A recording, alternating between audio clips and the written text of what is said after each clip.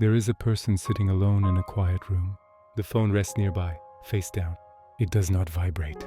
It does not ring.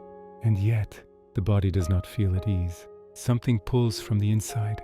A memory, an expectation, a relationship that offers sweetness, but never without tension.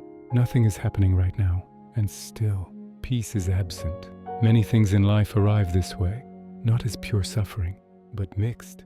A little pleasure, a little excitement, a little sense of being seen, and at the same time, a subtle unease that never fully leaves.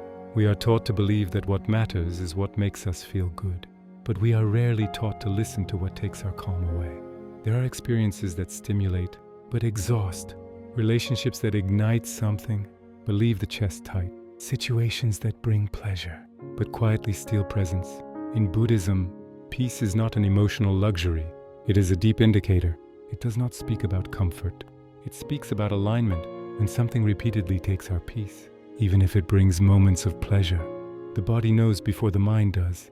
The mind negotiates, justifies, remembers the good moments. The body simply tightens.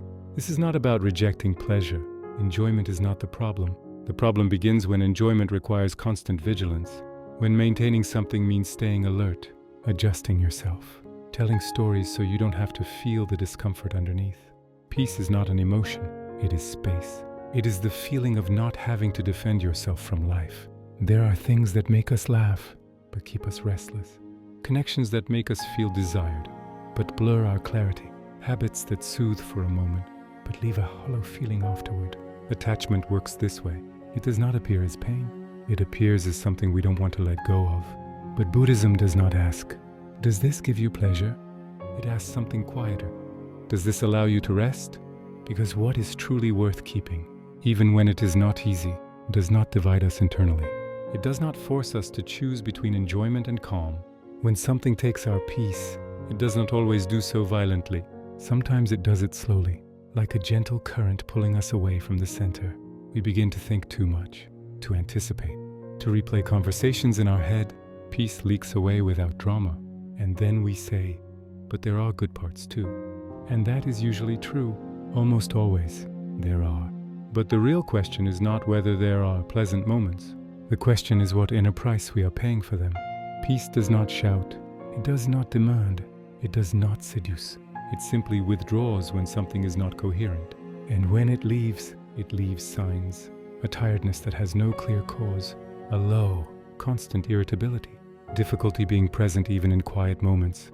Nothing extreme, nothing dramatic. Just a gradual loss of intimacy with yourself. From this perspective, letting go is not rejecting pleasure. It is stopping the negotiation with what fragments you. Not everything that creates strong emotions is valuable. Not everything that excites us nourishes us. Peace is a humble criterion, but a profound one. It does not ask whether something is thrilling. It asks whether something leaves us more open or more closed. And there are things that seem to give life, but actually contract it. And there are other things, simpler, that promise very little, but do not take our breath away. This does not mean we should always choose what is comfortable. Growth can be uncomfortable, but even genuine growth, though it may hurt, does not destroy the underlying peace. It shakes it, but it does not erase it. What truly takes our peace leaves us scattered, pulled away from ourselves. Little by little, we begin to live more in reaction than in presence. Buddhism does not ask us to judge our life. It invites us to observe it, to notice what expands us and what contracts us. If something brings pleasure but removes calm, it is not a verdict. It is information. Peace is not the final reward. It is the compass. Following it is not always easy, but over time, it becomes clear that whatever does not allow us to rest within ourselves, no matter how pleasant it may feel at times, ends up costing too much. Maybe not today, maybe not in an obvious way, but peace always charges for its absence. And when we begin to listen to it, not to obey it blindly, but to respect it, life simplifies, not because everything becomes easy, but because we stop betraying ourselves for small doses of pleasure. Sometimes that is enough. If you choose to follow this channel, it truly helps me keep creating and improving these reflections. And if not, that's completely okay.